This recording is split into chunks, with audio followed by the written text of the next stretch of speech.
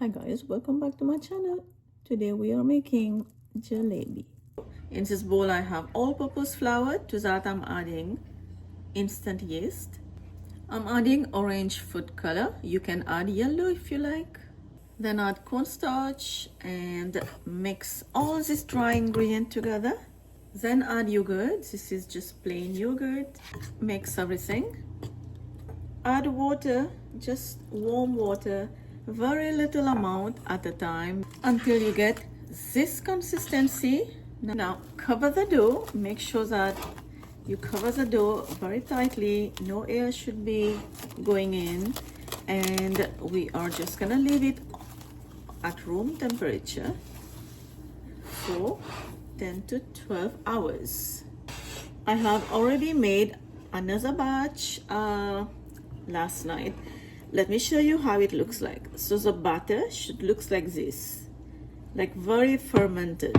Take a saucepan, add sugar, water, cardamom, and orange food color. Now mix and bring to a boil.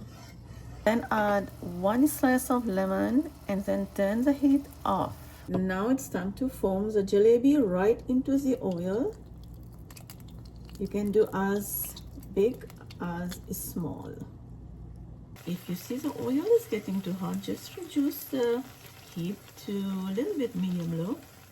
After the jalebi fry, just remove it. Just set it on a plate with paper towel to absorb the excess oil, and just keep repeating the same thing. It is just that easy.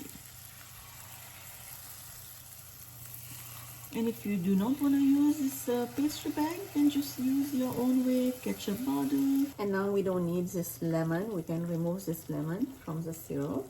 And now we are soaking this jalebi into the syrup for less than 1 minute. I would say 40 to 50 seconds. In 10 seconds, let's flip it.